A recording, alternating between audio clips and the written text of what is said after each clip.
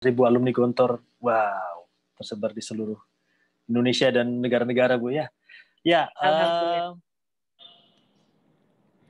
kita langsung saja mungkin ada pertanyaan. Ini pertanyaan nanti untuk Pak Anwar dan Ibu ya. Jadi siap, kita di kolom chat ya.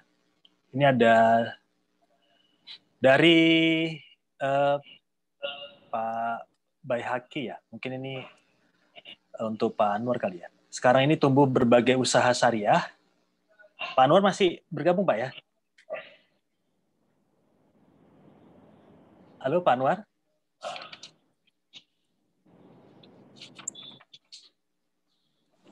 Ya, sebentar, Pak Anwar. Pak Anwar masih bergabung kan? Masih? Masih, oke. Ya, kami buka dulu kontaknya.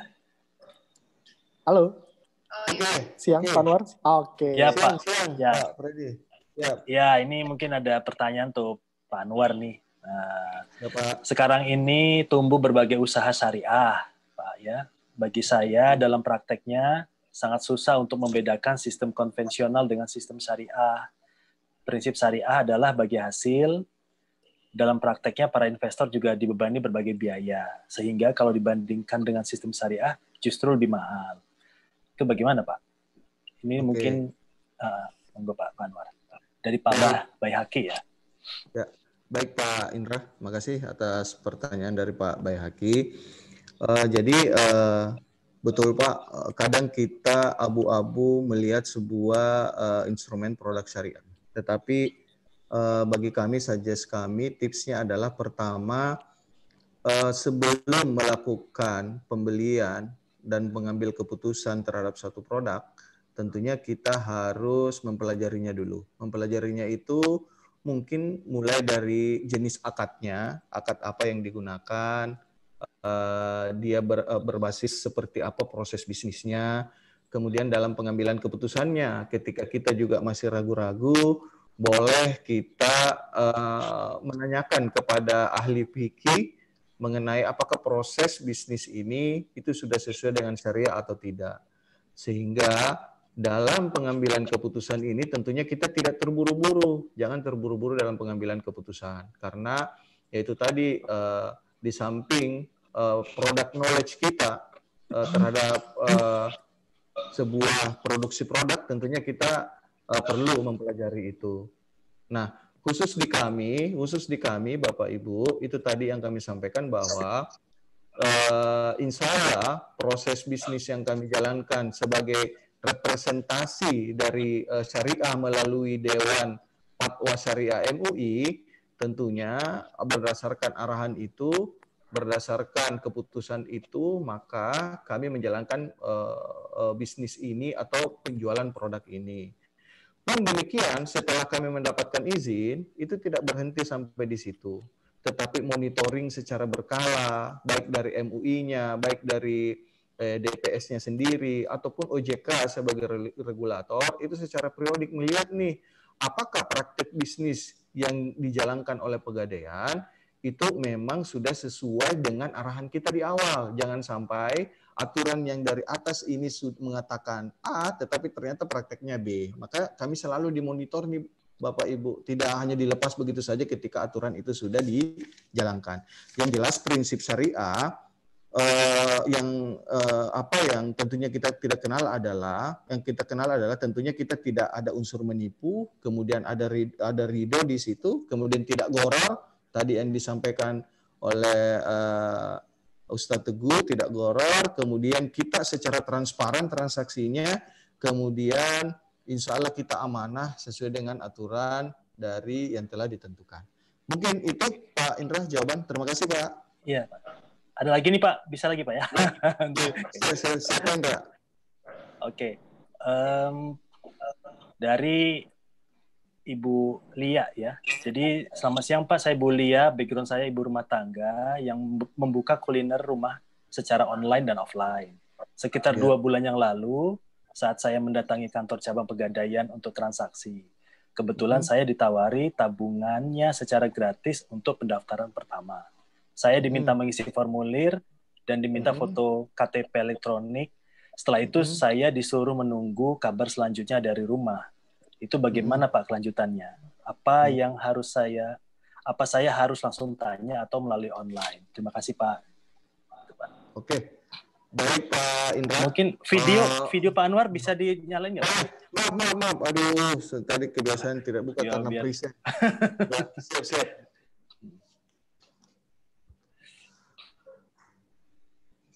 Ya, oke. Ya. Pertanyaan Ibu Lia. Makasih Bu Lia. Mungkin nanti secara personal, mungkin kami perlu tahu kira-kira di outlet mana ya Pak, Bu Lia, supaya nanti kami bisa tracer di mana, kemudian memastikan bahwa nomor handphone Ibu yang dimasukkan pada saat pendaftaran itu sudah cocok dan tidak mengalami pergantian. Karena kalau tidak cocok, kemudian ada pergantian nomor handphone, kami kesulitan untuk menghubungi. Mungkin bisa melalui saya nanti Bu Lia, atau boleh melalui panitia juga boleh, nanti panitia menyampaikan ke kami juga boleh, supaya nanti kita memudahkan komunikasi kita. Mungkin itu Pak Indra. Oke, ya masih ada waktu sepertinya ya. Kayaknya banyak nih ke Pak Anwar nih. Dari Neo. Saat ini dari Wulan di Jakarta ya. Saat ini Bank Syariah marak memberikan program undian kepada nasabah, khususnya nasabah pendanaan. Bagaimana hukumnya dalam Islam mengenai undian tersebut? Wah, ini bisa nggak Pak? Wah, kayaknya bukan saya deh Pak. Kalau yang bukan saya. Iya. Oke, lanjut. Pak Teguh tadi itu Pak, bisa ditambahkan. Oh Pak Teguh ya. Oh ya. Oh ya, dari keluarga ya. Menjawab itu. Ya karena menarik ya, banyak ya. Mungkin selama tidak riba nggak masalah ya Pak. Iya. Kita lanjut Pak ya. Ini dari Ibu Olga ini. Saat ini saya memiliki tabungan emas di Pegadaian konvensional. Jika ingin pindah ke Pegadaian Syariah, bagaimana caranya? Dan bedanya menabung emas di Pegadaian Syariah dan konvensional itu apa? Oke. Baik. Terima kasih. Jadi produk tabungan emas ini memang ada kita jual di konvensional dengan di syariah sendiri. Yang di konvensional itu merupakan channeling kita, perpanjangan tangan dalam bertransaksi. Kenapa menggunakan channeling? Karena outlet kami yang syariah itu kan tadi hanya 600-an, sehingga mungkin ada keterbatasan dalam hal coverage area ke nasabah-nasabah. Nah, sehingga walaupun itu konvensional, maka akadnya itu tetap akad syariah, Ibu. Tetap akad syariah. Karena itu merupakan hanya channeling saja. Nah, perlu kami sampaikan Bapak Ibu, bukan cuma tabungan emas yang channeling, yang produk kami, Arum Haji pun yang tadi saya sampaikan, walaupun itu produk syariah, tetapi boleh kita menjadi bagian dari produk itu walaupun kita mendaftarnya di cabang konvensional karena dia di-channelingkan. Ada namanya Rantas Jili Tanah, itu juga di-channelingkan. Termasuk amanah yang kepemilikan kendaraan itu juga di-channelingkan ke cabang konvensional. Demikian Pak Indra. Siap.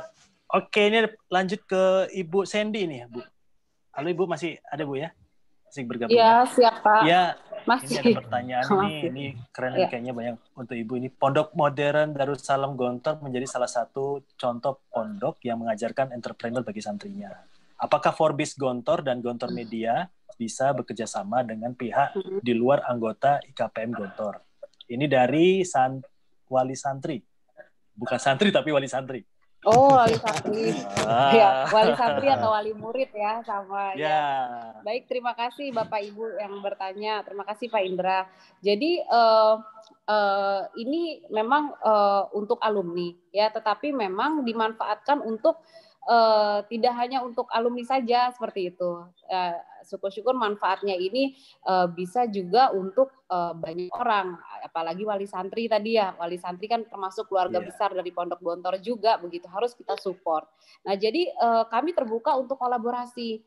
Misalnya Forbis ya ada kan banyak unit usaha yang tergabung dalam Forbis.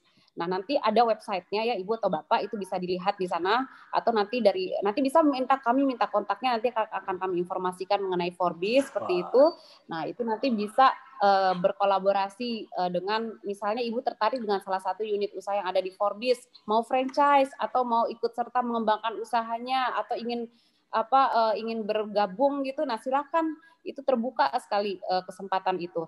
Nah, lalu untuk media Gontor sendiri, majalah Gontor dan Gontor News juga sangat terbuka untuk membantu pemasaran produk dari dari Bapak Ibu semuanya, terutama tadi jadi kami punya etika tersendiri di majalah Gontornya sebagai media Islam ya Pak.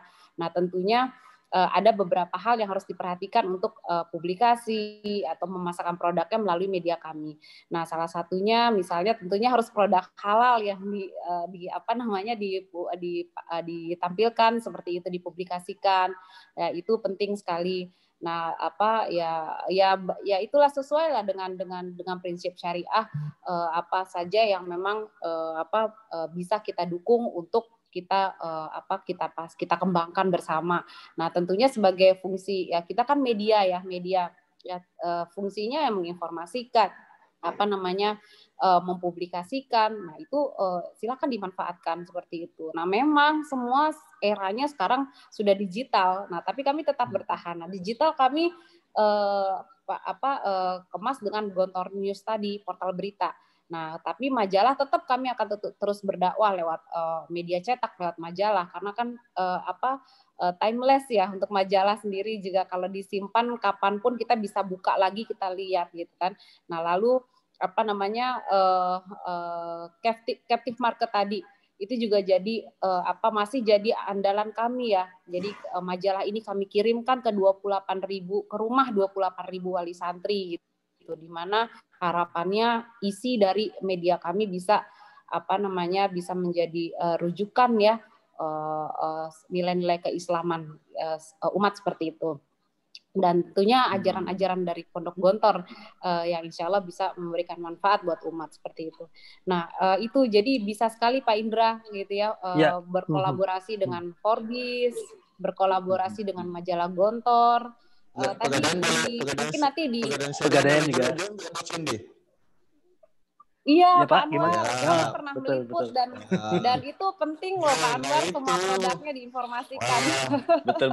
Insya Allah media Gontor mewakili umat. Memang. Ya. Jadi pernah kita liput. Jadi memang Bank Syariah kita liput. Maksudnya itu adalah kan salah satu bentuk dakwah ya gitu kan, produk-produk syariah itu harus kita support. Nah, mungkin ya itulah, ini silaturahmi ya, salah satu lewat acara ini ya Pak Anwar kita ketemu atau tadi mungkin dengan Bu Ganti program santripreneurnya, program santripreneurnya bisa diaplikasikan ke 20 cabang Gontor, ke 23.000 santrinya seperti itu.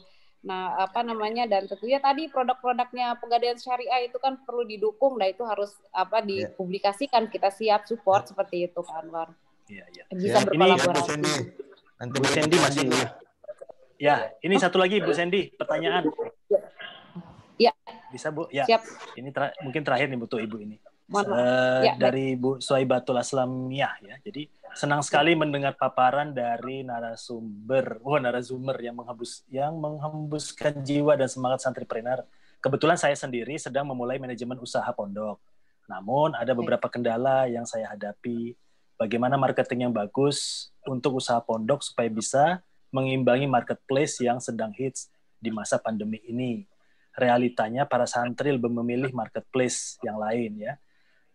2, bagaimana identifikasi marketplace yang berbasis syariah atau ya ribawi, dan kenapa kita para santri tidak bersatu mendirikan marketplace syariah. Wah, ini ada 3 nih Bu.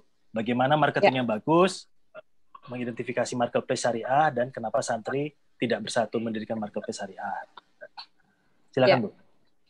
Ya, sebentar. Dari Ibu siapa tadi Pak? Ibu Suaibatul Aslamiyah. Iya, baik, terima kasih Ibu. Saya mencoba sharing ya Pak Indra ya. Jadi ya, silakan. Yang pasti gini, pondok pesantren itu sama levelnya dengan pendidikan konvensional, dan insya Allah lebih berkah, lebih bagus ya, karena kita semua nilai-nilainya tentunya berlandaskan Al-Quran dan hadis seperti itu yang diajarkan. Nah, seperti pondok Gontor sendiri itu sudah lama menerapkan sisi pendidikan modern. Makanya kami bilang Pondok Gontor sendiri bernama Pondok Modern Darussalam Gontor seperti itu. Nah, tentu pendidikan modern ini yang tidak kalah dengan pendidikan konvensional begitu, Bu. Nah, sama seperti yang diterapkan dengan pondok alumni. Jadi kami juga selain forum organisasi Forbis Gontor tadi, Forum Bisnis Pengusaha Alumni, kami juga ada organisasi namanya FPA, Forum Pesantren Alumni. Forum Pesantren Alumni. Pesantren alumni banyak, mungkin ribuan, tapi kami sudah anggota dari FPA sendiri itu ada sekitar 500 lebih pondok pesantren alumni, yang mana alumni mendirikan pesantren lagi seperti itu, dan dengan tetap mengaplikasikan nilai-nilai pendidikan, model pendidikan yang telah didapatkan di Pondok Gontor, yang telah dipelajari di Pondok Gontor seperti itu. Nah, jadi yang pasti yang pertama ya niat kita membuat sebuah lembaga pendidikan itu yang harus diinikan, karena lembaga pendidikan berbeda dengan maaf tidak bisa diinikan juga ya, tidak bisa disamakan dengan kita berbisnis seperti itu. Materinya itu hanya efek kalau lembaga pendidikan seperti itu, menurut saya begitu. Apa yang didapatkan dari kita mendirikan sebuah lembaga pendidikan, bentuknya apapun itu hanya efek. Yang penting, yang paling utama adalah bagaimana niat kita mendirikan lembaga pendidikan itu untuk menciptakan hasil peserta didik yang memang bermoral seperti itu, berakhlak baik, berpengetahuan luas ya, dan itu banyak hal lain. Nah, tapi itu tadi yang pasti tidak boleh kalah bersaing dengan konvensional. Nah, kita pun juga pelaku pengelola lembaga pendidikan khususnya pesantren juga harus terbuka dengan perkembangan yang ada gitu. Perkembangan yang ada, kita bisa melihat, mengadaptasi bahkan bagaimana sih pendidikan lembaga-lembaga pendidikan konvensional lain itu bisa sampai berkembang besar seperti itu, berkembang pesat, banyak yang minat seperti itu. Nah, jadi kita harus open minded terhadap perkembangan lembaga pendidikan yang lain di luar, dan mungkin hal-hal yang baik, terobosan-terobosan dan inovasi-inovasi agar kita bisa menggait banyak santri atau murid itu bisa diadaptasi begitu, Bu. Bisa diadaptasi. Nah, jadi ya insya Allah orang sekarang kan kritis ya, Pak Indra ya. Jadi sampaikan informasi-informasi apa sih yang menjadi keunggulan lembaga pendidikan kita, apa yang membedakan lembaga pendidikan kita. Nah, kalau sekarang eranya digital, silakan manfaatkan bentuk media digital apapun untuk mempublikasikan lembaga pendidikan kita dengan tampilan yang ya tidak kalah keren, tidak kalah menarik gitu dari lembaga pendidikan konvensional yang lainnya gitu, dan tampilkan apa keunggulan, nilai lebihnya, itu yang paling penting, Bu. Sehingga orang tahu gitu. Orang itu kan tahu karena ada informasi yang disampaikan. Jadi sebanyak informasi itu sebanyak informasi yang kita sampaikan, itu juga bisa mengukur sebanyak apa orang akan tahu tentang kita seperti itu. Dan mungkin itu salah satu branding ya kita penting sekarang ini gitu, Pak. Nah, tadi yang kedua Pak Indra, marketplace ya Pak ya. Ya. Jadi, nah itu ya memang penting sekali kita umat ini harus bersatu ya, menguatkan. Apalagi sekarang saya yakin musibah kita sekarang, pandemi ini membawa hikmah yang banyak buat kita semua. Ya, dulu tidak ada yang melirik UKM mungkin.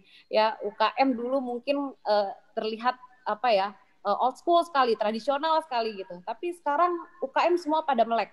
Gimana caranya harus modern, gimana caranya harus misalnya promosi usahanya itu lewat digital, lewat teknologi seperti itu, agar semua orang banyak tahu. Dan alhamdulillah kan perkembangannya sekarang di masa pandemi ini justru UKM ini yang mulai meningkat usaha ini, karena ya tadi ya perilaku konsumen sekarang semuanya serba online gitu ya kan, semuanya apapun kebutuhan itu kan banyak sekali gitu kan, dan itu karena masa seperti ini orang mengurangi untuk membeli langsung di luar, sehingga produk-produk yang diberikan yang dipasarkan secara online itu yang paling utama diminati.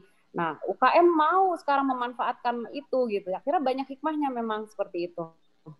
Yang penting yakin gitu kan kita usaha selama kebutuhan manusia itu ada ya, dan produk kita bisa memenuhi kebutuhannya, kita harus survive gitu, dan yakin akan terus ada produk kita gitu, akan terus bertahan. Cuman tadi pengusaha muslim, penggiat usaha muslim, umat ini kita memang harus bersatu. Tadi salah satunya marketplace memang sangat diperlukan.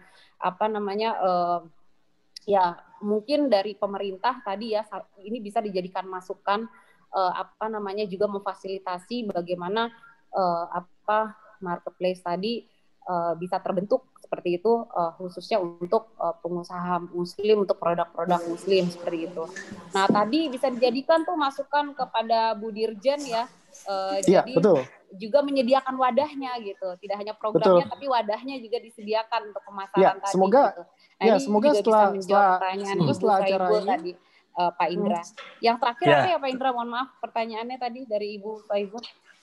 Cara apa tadi? Kenapa tidak memilih bagaimana membuat marketplace santri ya, mendirikan marketplace syariah gitu? Kenapa para santri tidak bersatu mendirikan marketplace syariah? Ya, kalau di Pondok Gontor sendiri itu kan alhamdulillah kan ada organisasi forum bisnis alumni Gontor ya, yang memang saya yakin tujuan umumnya insya Allah bisa memberikan manfaat buat umat gitu. Dan ke depan insya Allah akan ada program membuat sebuah aplikasi ya tadi ya, atau salah satu bisa jadi wadah atau marketplace sendiri untuk memasarkan produk-produk para penggiat usaha muslim ini tentunya gitu. Dan ya itu bisa didukung, harus didukung kolaborasi memang betul, benar, betul, dan kolaborasi betul. penting nih sekarang begitu kan. Ya misalnya Pak Anwar dari Pegadaian Syariah ini kan juga para pengusaha muslim merupakan salah satu segmen pasar juga kan buat Pegadaian Syariah. Nah ini mungkin bisa dibuatkan wadahnya juga untuk saling berkembang, berkolaborasi seperti itu Pak. Dan mungkin nanti Pegadaian Syariah punya publikasi. Mungkin nanti Pegadaian Syariah bisa punya marketplace ya Pak? Iya, mudah-mudahan nantilah kita. Kayaknya ini bagus nih Bu, untuk kita kolaborasinya bisa berlanjut lah, nggak sampai hari ini aja. Ya, siap. Amin, insyaallah. Siap. Insyaallah. Ya kalau dengan Jepang monggo Bu. Siap. Boleh. Dan justru itulah perjuangan kita Pak, gitu. Perjuangan kita ya di situ ya. Kadang ya itu ya dukungan itu padahal ya muslim terbesar di Indonesia gitu. Tapi ya itu tadi, kita saja media Islam ini ya harus harus berjuang terus gitu ya, gitu untuk tetap ada. Sedikit ironis Bu ya. Baik. Oke, sepertinya waktu sudah ini ya Mas Freddy ya. Iya betul. Sudah ini kita agak mundur dari. Agak mundur, iya. Dipersiapkan. Tapi ya intinya bahwa dari berbagai penjelasan tadi, saya juga satu hal mungkin yang bisa kita ambil pelajaran bahwa berbisnis apapun itu kita harus menemukan value-nya ya. Value-nya itu yang mungkin ya yang berbeda, benefit-nya. Kayak tadi kan syariah Pegadaian, Gontor, kemudian dari yang tadi Pak Teguh tadi ada value yang menurut saya cukup unik dan cukup powerful. Jika dan maaf Pak, tambahan Pak Indra, yang pasti berbisnis itu ya kita niatnya harus lillahi ta'ala ya, dan apa yang kita hasilkan itu bisa memberikan manfaat buat orang banyak gitu. Jadi ya mudah-mudahan Allah akan kasih jalan untuk kita tetap terus bertahan gitu Pak. Yes, amin. Ya terima amin, kasih para narasumber, Pak Teguh mungkin sudah melive ya, terus Pak Anwar dan Bu Sandy. Selanjutnya saya kembalikan ke Mas Freddy. Lanjutkan Mas. Siapnya gimana nih? Terima kasih Pak Indra. Nah, untuk yang kuis dari Pegadaian, bagaimana Pak Anwar? Saya nggak bisa dapat ya, narasumber nggak bisa dapat itu ya, kuis ya. Tapi saya sudah punya tabungan Pegadaian Syariah, tabungan emas. Iya, saya juga nabung emas Pak. Saya juga nabung emas. Berarti ini kan sudah lama tabungan emas ya Pak Anwar ya. Dan benar loh saat LM naik itu jadi tinggi, jadi nilai kita bertambah loh. Ini promosi nih, jadi promosinya Pak Anwar. Iya, amin. Amin, insyaallah. Terima kasih Bu Sandy. Pak Brody, mungkin kita bisa mulai kuisnya. Jadi kuisnya sederhana saja mungkin. Nanti ya, bagaimana Pak Anwar? Siapa yang paling cepat, nanti Pak Brody saja yang menentukan. Saya hanya membacakan pertanyaan. Oke, Pak Anwar akan lempar pertanyaan, kemudian siapa yang paling cepat menjawab di kolom Q&A, langsung pilih gitu ya Pak ya. Oke. Satu atau berapa menjawab Pak yang dipilih? Masing-masing satu pertanyaan satu. Ada 2 pertanyaan nih. Ada 2 pertanyaan. Berarti dua pemenang ya Pak ya? Ya, 2 pemenang. Jadi siapa yang tercepat untuk 2 pertanyaan itu. Oke. Siap-siap semuanya? Oke, siap. Pertanyaan pertama, berapa nilai saldo minimal untuk pembelian tabungan emas Pegadaian? Oke, berapa saldo minimal untuk pembelian tabungan emas gitu Pak ya? Emas, ya. Siap. Oke. Sudah ada admin?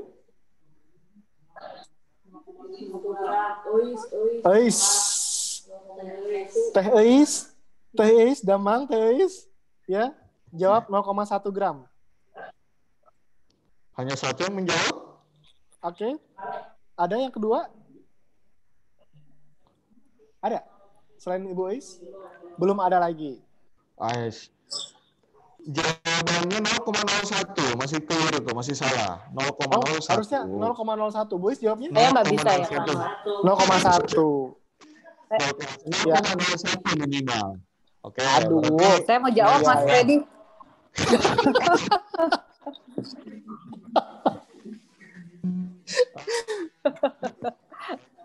Siap. Oke, lanjut pertanyaan kedua mungkin Pak. Pertanyaan kedua. Itu ada Ibu. Oh, ini kedua. Sekarang kedua. Tadi satu ditutup. Oh, tutup. Ya, Oke. kedua. Pertanyaan kedua. Apa nama produk Pegadaian untuk pembiayaan ibadah haji? Oke, produk Pegadaian untuk pembiayaan ibadah haji. Silakan langsung gabung. Ya, produk Pegadaian untuk pembiayaan haji. Itu saya lagi tuh yang saya jawab. Peserta webinar. Oke. Sudah ada belum? Sudah ada. Jangan. Lumayan nih. Ya, lumayan yang punya, yang sudah jawabnya di chat. Udah ada yang jawab tuh Mas Freddy. Ada yang jawab siapa? Sugita. Arum Sugita. Arum Haji dari Sugita. Oke, selamat. Itu Mbak atau Mas Sugita itu ya? Mas apa Mbak ya? Ya. Oke, berarti dari 2 pertanyaan, 1 pertanyaan nih Pak yang udah berhasil dapatkan pemenangnya ya. Oke, nanti Mbak atau Mas Sugita. Nanti mungkin nomor HP-nya atau Freddy ya, nomor HP-nya kemudian menyiapkan siap. administrasi KTP-nya supaya nanti kita bisa registrasi untuk pembukaan tabungan emas Pegadaian. Oke. Siap Pak. Oke. Nanti abis ini kita langsung kontak Pak atau Ibu Sugita ya. Oke. Ya, mungkin dari tim admin langsung dikontak aja ke Pak Ibu Sugita chat pribadi biar kita bisa dapat datanya. Seperti itu.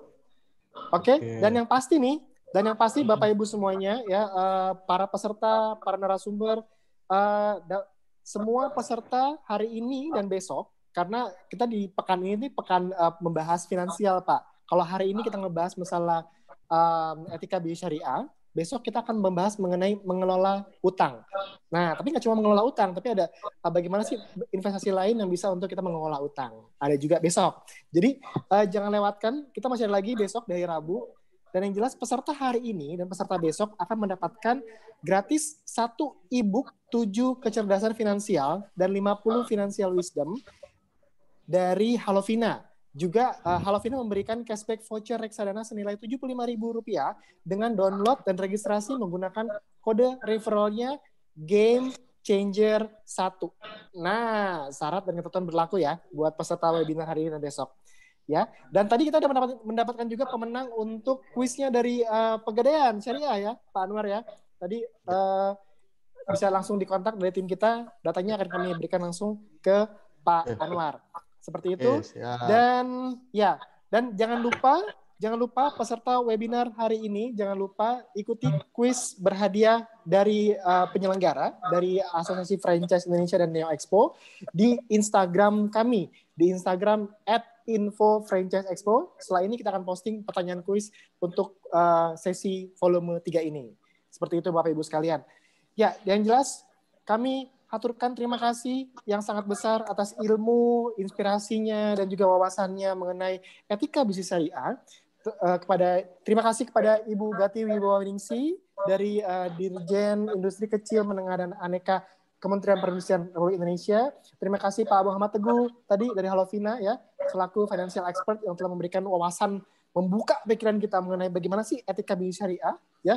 Detail ya, dari fikihnya, dari syariahnya, semua dijelaskan. Terima kasih Pak Teguh. Kemudian terima kasih juga Pak Anwar Yusuf dari Kepala Departemen Produk Pegadaian Syariah. Subhanallah, Masya Allah.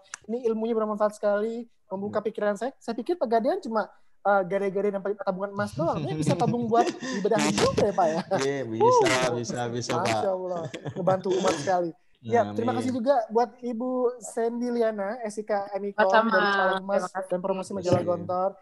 Ya, ini membuka wawasan kita, ternyata pendidikan pesantren gak cuma itu aja, tapi ternyata bisa ada santrinya juga, santripreneurnya juga ya, seperti yang digiatkan oleh Kementerian Perindustrian Republik Indonesia. Ya, mungkin setelah ini bisa menjalin persahabatan lagi dengan Kementerian Perindustrian ya, untuk program-program yang membantu santri seperti itu. Dan ini terbuka buat seluruh santri yang ada di Indonesia. Silakan langsung berhubung dengan Kementerian Perindustrian.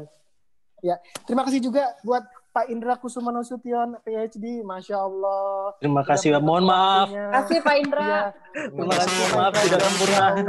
Kantornya. Terima kasih Pak Indra. Salam kenal. Ya Pak. Iya, terima kasih banyak. Juga terima kasih buat seluruh peserta webinar hari ini di volume 3 ini, Etika Bisnis Syariah. Ya, dan juga teman-teman media yang telah bantu support ya, yang sudah menonton kami di Zoom maupun di YouTube.